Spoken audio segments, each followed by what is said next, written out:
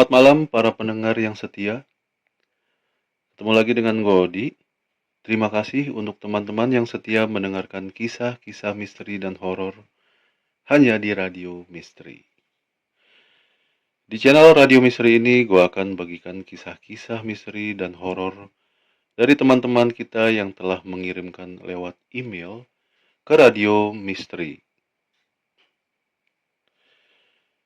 Dan malam ini malam Jumat, seperti malam Jumat biasanya gue sendiri di studio, dan di ruang audio ada Mas Riota. Dan kalau malam Jumat, gua akan bacakan kisah-kisah dari teman yang telah dikirim lewat emailnya ke Radio Misteri. Kalau kita omongin soal ruh, jin, atau makhluk gaib lainnya, kita nggak ada yang tahu siapa atau apa yang selama ini kita sebut penampakan. Bisa juga lewat penciuman atau pendengaran. Soalnya di luar sana masih banyak perdebatan yang mengatakan kalau penampakan itu adalah jin. Tapi ada juga yang mengatakan kalau ruh tidak akan jauh dari jasadnya sebelum dikubur atau 40 hari setelah meninggal. Menurut gue, apakah itu ruh atau jin yang mencoba untuk berkomunikasi dengan kita melalui penampakan? Pasti ada pesan yang ingin mereka sampaikan. Seperti halnya kisah yang akan gue bacakan malam ini, dan kisah horor ini dikirim oleh Mas Doni dari Jaktim. Terima kasih Mas Doni. Mas Doni mengirimkan kisah berjudul Hantu Anak Kecil Bermuka Pucat di Dalam Lift. Langsung aja kita bacakan kisah horornya. Kisah ini terjadi di tahun 1997.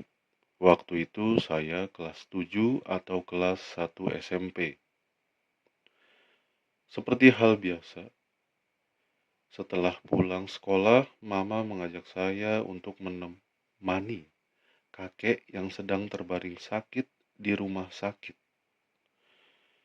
Sudah hampir 2 bulan kakek tidak sadarkan diri karena stroke.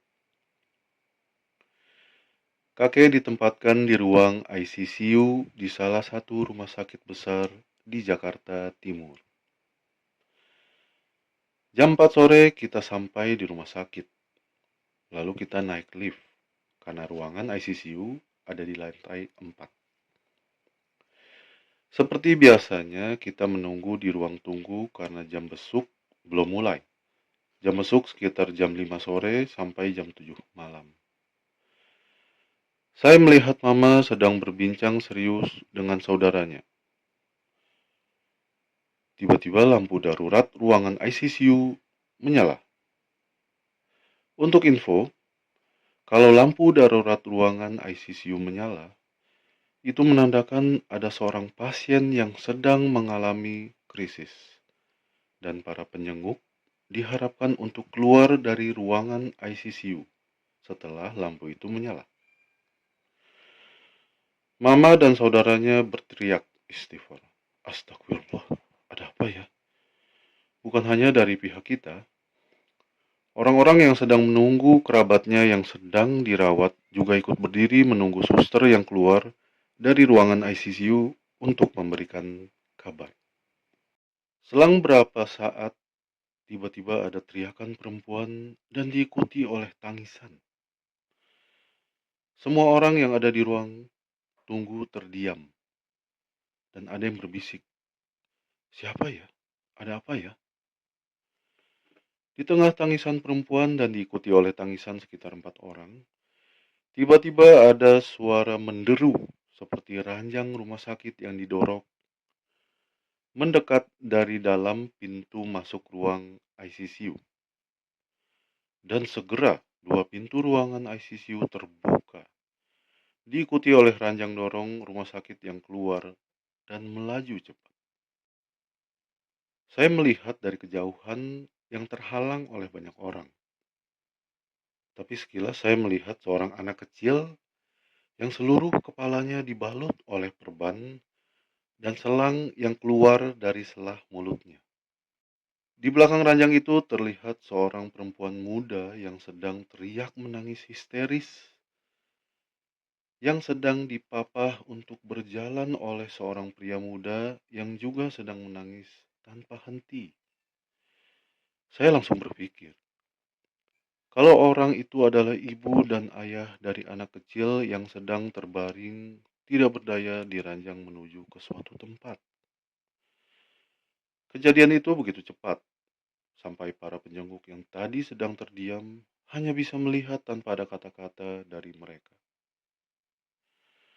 Tapi setelah beberapa menit, baru mereka bergerak dan bertanya satu sama lain. Ada yang bertanya tentang anak itu siapa? Ada juga yang empati kasihan terhadap anak itu. Termasuk saya. Saya langsung bertanya kepada mama, pasien anak kecil itu siapa? Kasihan ya, Ma. Mama saya menjawab kalau anak kecil itu jatuh dari beranda di lobi hotel, terguling di tangga sampai lantai 1, dan tulang kepala bagian depan serta wajahnya retak dan keadaannya sangat parah. Mendengar penjelasan mama, saya hanya terdiam. Berapa saat kemudian mama dan salah satu saudaranya masuk untuk menemui kakek di ruangan ICU. Dan saya hanya menunggu sendiri di ruang tunggu bersama para penjenguk lainnya. Di ruang tunggu saya mengeluarkan radio kecil atau Walkman dan headset untuk mendengarkan siaran radio favorit saya. Selang beberapa menit, mama dan saudaranya keluar dari ruangan ICU dengan ekspresi wajah yang sangat sedih. Lalu saya lepaskan headset dan menghampiri mama saya sambil bertanya, "Gimana keadaan kakek, Ma?" Mama tersenyum tipis dan berkata, "Belum ada perkembangan. Keadaan kakek masih belum sadar." Saya yang mendengar itu langsung menunduk dan sedih. Lalu mama menyuruh saya untuk duduk kembali dan berkata, "Mama ke bawah dulu, Nak, untuk beli makanan di kafetaria." Saya hanya menurut dan kembali memasang headset untuk mendengarkan siaran radio. Berapa menit kemudian suara lift yang memang ada di dekat tempat duduk ruang tunggu tiba-tiba berbunyi. Ting, diikuti oleh suara pintu lift yang terbuka.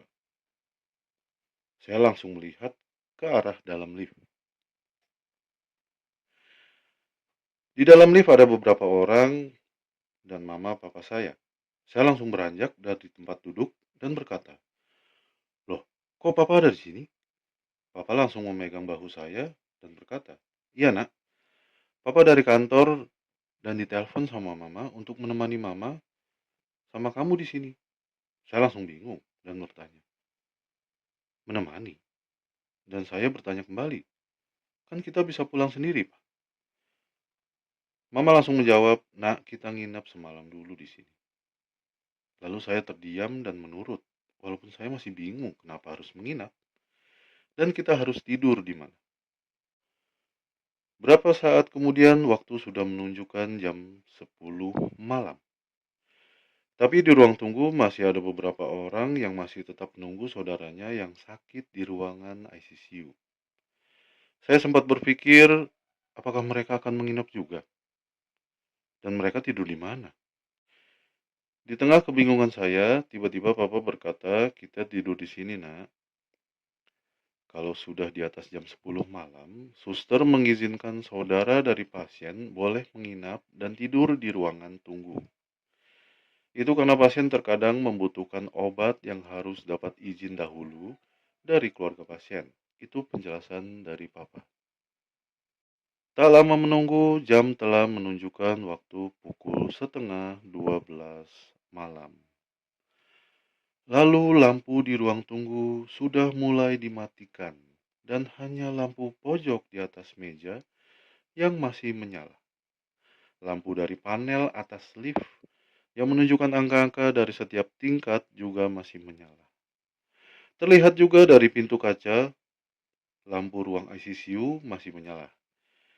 Di ruang tunggu hanya 8 orang termasuk mama, papa, dan saya. Orang lain ada yang tidur di tempat duduk dan lantai beralaskan kain dan selimut. Begitu juga kami yang tidur di lantai beralaskan selimut.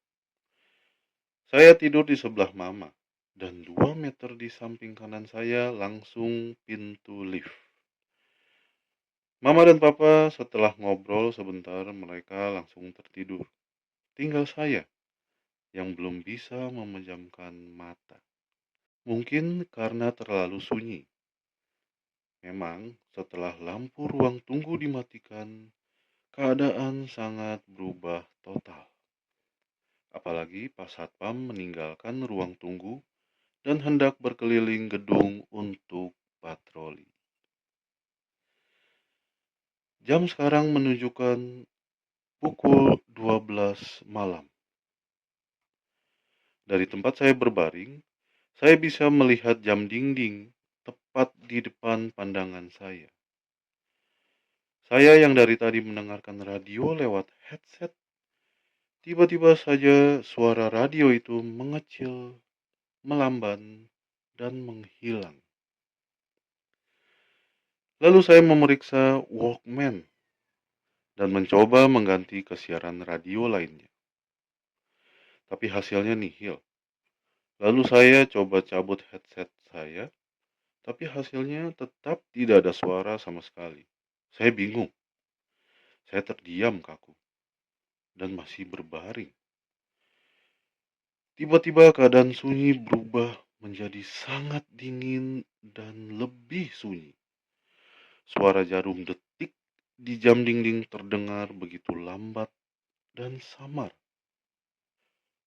Dan suara lift terbuka di lantai 1.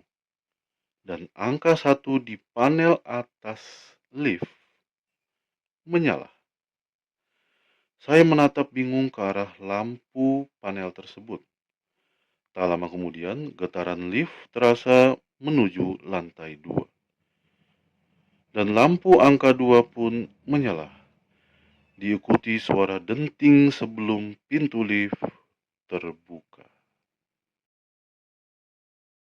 Oke, para pendengar yang setia, kita jeda dulu dengan alunan instrumen dari Mas Riota untuk menemani kalian. Siapa tahu kalian ingin mengambil segelas kopi hangat atau teh hangat dan cemilan. Dan untuk para pejuang rupiah yang malam ini masih bertugas, tetap semangat Mbak, Mas, Abang. Kita balik lagi setelah 1 menit atau setengah menit ke depan dengan lantunan instrumen yang tenang dan mencekam yang akan disetel oleh Mas Riota. Terima kasih.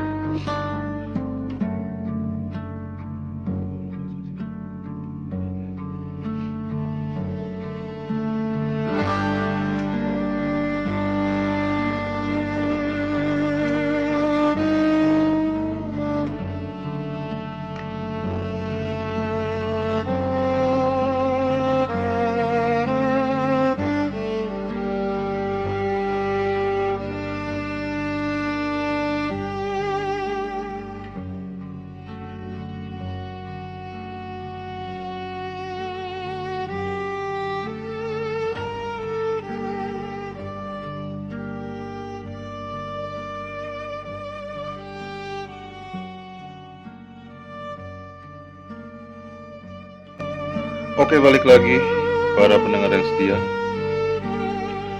di kisah-kisah horor dari teman-teman kita yang telah mengirimkan ceritanya melalui email ke Radio Misteri. Getaran lift yang tadi naik ke lantai 2 bergerak lagi ke lantai 3 dan diikuti oleh lampu panel di lantai 4 yang menyala di angka 3. Tak lama kemudian, pintu lift di lantai 3 menutup dan getarannya menuju ke lantai 4, diiringi dengan nomor 4 menyala dan berhenti tepat di samping kanan saya dengan suara dentingan yang sangat keras dan diikuti suara pintu lift yang terbuka dan lampu di dalam lift menerangi seluruh ruangan tunggu. Kepala saya langsung menoleh ke kanan, mata saya tidak berkedip, dan pandangan saya fokus pada sesuatu yang ada di dalam lift. Tiba-tiba jantung saya terasa seperti berhenti pada saat saya melihat seorang anak perempuan sedang berdiri tegak di tengah lift. Anak kecil itu terlihat berumur 6 tahun. Mukanya pucat, matanya terbuka lebar, menatap lurus ke depan. Dan yang paling mengerikan, senyuman anak itu begitu lebar menyeringai dengan gigi-gigi putihnya yang terlihat. Badan saya kaku, sekujur tubuh. Mata saya sama sekali tidak berkedip, menunggu apa yang akan dilakukan anak itu. Sedikit saja anak itu bergerak dan menatap ke arah saya, pasti saya akan pingsan. Agak lama kejadian ini berlangsung sekitar 30 detik, padahal di lantai sebelumnya tidak selama ini. Tak lama kemudian suara denting dari dalam lift terdengar kembali, disusul dengan getaran dari pintu lift yang langsung menutup kembali. Lalu lift menaiki lantai demi lantai sampai ke lantai 6. Pada saat lift berhenti, lampu angka di atas pintu lift pada lantai 4 langsung mati. Kesunyian kembali datang tanpa ada suara sama sekali. Tapi tak lama kemudian, suara radio yang tadi hilang terdengar kembali dari samar sampai jelas. Dari dalam ruang ICU juga terdengar suara alat-alat penunjang kesehatan pasien dan para suster yang sedang berbincang pelan. Lalu saya coba untuk duduk dan berpikir, yang tadi apa ya? Tiba-tiba suara radio berhenti dan muncul kembali. Itu kenapa? Dan anak kecil aneh yang ada di dalam lift itu siapa? Belum sempat otak saya mencerna dan mendapat jawaban dari semua keanehan tadi. Tiba-tiba pundak saya dipukul dari samping. Nak, kok bengong? Ada apa? Saya terkejut sekaligus lega. Ternyata papa saya yang menepuk pundak saya. Gak ada apa-apa, saya menjawab dengan tatapan kosong ke depan. Tidak lama kemudian mama saya bangun dan berkata, lapar nggak nak? Mama bertanya kepada saya, ya lapar. Saya menjawab sambil memegang perut saya. Ya udah, gimana kalau kita turun dan beli makanan di pinggir rumah sakit? Papa saya langsung menimpali obrolan dengan ajakan. Boleh juga, ayo deh. Kemudian kami bertiga menuruni lantai dengan menaiki lift. Dan tak lama kita sampai di lantai 1. Lalu pintu lift terbuka dan kita bertiga dibuat terkejut. Kita melihat ada beberapa orang yang menangis di depan tempat pendaftaran. Ada apa ya? Papa bertanya sambil keluar dari lift. Mungkin ada yang meninggal. Mama menjawab sambil memperhatikan orang-orang tersebut. Sebentar, Pak. Tiba-tiba Mama memegang tangan Papa. Kayaknya Mama pernah lihat ibu itu. Mama berkata sambil mengarahkan wajahnya ke arah seseorang ibu muda yang sedang menangis terisak-isak. Nak, kamu ingat nggak? Tadi sore ada pasien anak kecil yang terbaring di ranjang dan dibawa keluar dari ruangan ICU. Mama tiba-tiba bertanya kepada saya. Oh iya, itu ibu yang tadi menangis sambil berjalan di belakang anak tersebut. Tiba-tiba mama berjalan pelan ke arah ibu muda dan langsung duduk di samping ibu muda tersebut. Maaf kalau saya mengganggu, mama saya berkata pelan dan lembut. Saya dan papa langsung menyusul menghampiri mama. Ibu yang sabar ya, mama saya berkata lagi dengan lembut sambil memegang tangan ibu muda tersebut. Terima kasih banyak. Ibu muda tersebut berusaha menjawab sapaan mama sambil menahan tangis. Maaf kalau saya lancang, anak ibu yang di ICU ya? Mama saya bertanya kembali sambil tetap memegang tangan ibu muda tersebut. Betul, benar sekali. Ibu muda tersebut menjawab sambil mengusap air matanya. Anak saya kecelakaan, jatuh dari lantai 2 di lobi hotel. Tulang kepala dan wajahnya retak parah. Ibu muda tersebut menjelaskan sambil menangis kembali. Jam 5 sore tadi otak anak saya dinyatakan tidak dapat menerima oksigen dan harus dioperasi. Ada yang tersumbat, kata dokter. Ibu muda tersebut menjelaskan kembali sambil tetap menangis. Dan barusan jam 11 lewat 50, anak saya dinyatakan meninggal. Ibu muda tersebut kembali menangis agak keras.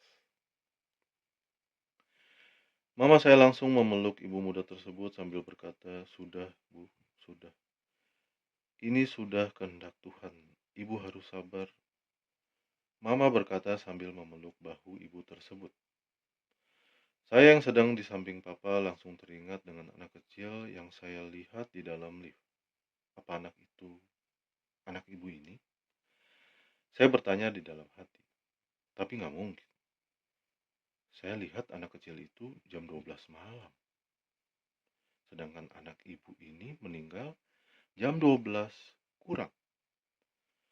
Ketika saya sedang bingung dengan pertanyaan dan kejadian aneh itu, tiba-tiba ibu muda tersebut mengeluarkan foto dari tasnya sambil berkata, "Sebelum terjatuh, kami sempat foto bersama di lobi hotel dengan Polaroid. Tapi kejadiannya begitu cepat. Lalu ibu itu memberikan fotonya ke mama saya. Lalu saya ikut menoleh ke foto tersebut. Dan saya sangat terkejut melihat foto tersebut. Kenapa? Karena anak kecil yang saya lihat di dalam foto tersebut adalah anak kecil yang ada di dalam lift dan naik ke lantai 6 ke ruang operasi pada saat jam 12 malam. Sampai sekarang saya tidak mengetahui semua yang terjadi di rumah sakit itu. Apakah memang roh anak itu bingung mencari jasadnya yang ada di ruang operasi? Apakah roh anak itu sudah bebas dan bahagia bermain dan tidak merasakan sakit di kepalanya? Atau apakah hanya perbuatan jin yang menyerupai anak itu supaya bisa mengganggu manusia? Ataukah saya yang memasuki alam paradoks atau dimensi lain? Seperti yang tadi gue omongin, ruh, jin, atau makhluk lainnya, kita nggak ada yang tahu siapa atau apa yang selama ini kita sebut penampakan. Bisa dibilang ya para pendengar yang setia, anak kecil itu sebuah penampakan. Tapi kita nggak ada yang tahu itu jin ataukah ruh anak tersebut. Tapi menurut gua, apakah itu ruh atau jin, mereka hanya mencoba untuk berkomunikasi dengan kita melalui penampakan. Oke, para pendengar yang setia, begitulah kisah dari Mas Tuni yang ada di Jakarta Timur. yang dialami langsung di tahun 1997. Dan sampai sekarang Mas Doni masih bingung dengan apa yang telah terjadi pada saat itu. Apa yang dia lihat, kenapa radionya begitu jam 12 malam melambat dan mengecil suaranya. Tiba-tiba lift naik ke atas pada saat di lantai 4 terbuka dan terjadi penampakan. Kita nggak ada yang tahu. Oke, terima kasih yang udah dengerin sampai akhir. Radio Misteri. Kisahnya tragis dan menyedihkan. Bikin merinding juga. Dan apakah itu jin atau roh? Kita hanya bisa mendoakan anak tersebut untuk tetap damai di sisi Tuhan. Terima kasih untuk para pendengar yang setia dan tidak lupa juga untuk para pejuang rupiah yang masih bertugas di malam hari ini, Mbak, Mas, Abang, dan yang lainnya. Terima kasih. Tetap semangat. Nantikan radio misteri yang akan mengisahkan kisah-kisah horor dan misteri setiap malam Jumat dan sesi antologi bersama gua dan partner gua Mas Kurama di hari Selasa. Terima kasih para pendengar yang setia. Selamat malam. Wassalamualaikum warahmatullahi wabarakatuh.